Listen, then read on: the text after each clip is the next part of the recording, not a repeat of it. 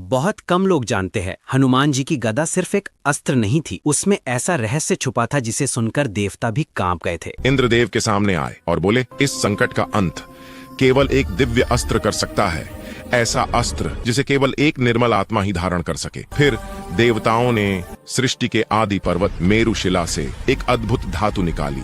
उस धातु में मिलाई गई अग्नि की ज्वाला, वायु की गति, सूर्य का तेज और इंद्र का वज्र बल। इन दिव्य शक्तियों से एक तेजस्वी प्रकाशमान गदा उत्पन्न हुई जिसका नाम रखा गया कोमोदकी। लेकिन यह कोई साधारण गदा नहीं थी, यह किसी भी साधारण हाथ को स्वीकार नहीं करती थी। जिसने भी बिना योग्यता इसे छूने का प्रयास किया वह तुरंत भस्म हो गया। लेकिन जिस आत्मा में पवित्रता थी, जिसमें अहंकार नहीं था, जो केवल सेवा के लिए जन्मा था, उसे यह गदा असीम शक्ति देने वाली थी। आपको लगता है गदा बस एक शस्त्र है? तो ये सुनिए, जैसे ही हनुमान जी का जन्म हुआ, पूरे पर्वतों में दिव्य प्रकाश फैल गया। बालक हनुमान तेजस्वी, चंचल और अपार शक्ति के धनी थे। जब वे कुछ बड़े हुए, देवताओं ने गदा को उनके सामने रखा। गदा तेज होकर चमकने लगी, जैसे पहचान रही हो, मेरा स्वामी आ गया। हनुमान जी मुस्कुराए। ये चमकती हुई चीज क्या है? जैसे ही उन्होंने पहली बार कोमोदकी को छुआ, पूरी धरती हिल उठी, पर्वतों के शिखर कांप गए, देवताओं के मुकुट झुक गए। गदा ने स्वयं हनुमान के हाथ को स्वीकार कर लिया। तभी आकाश से आवाज आई, यह दिव्य गदा अब केवल तुम्हारी है, वानर श्रेष्ठ। और उसी दिन से कोमोदकी गदा हनुमान जी की अभिन्न शक्ति बन गई।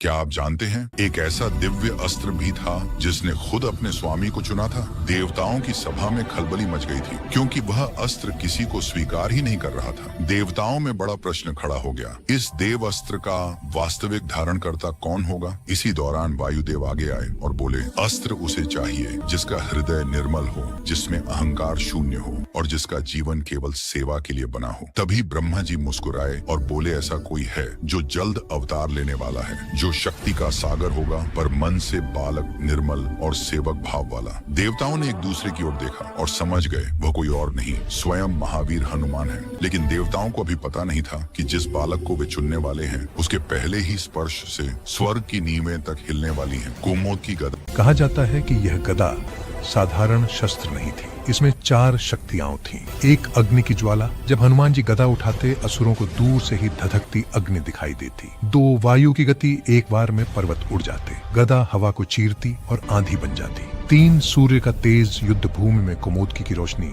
रात को दिन बना देती। 4 इंद्र का वज्र बल, हनुमान जैसे ही कहते, वज्र प्रहार।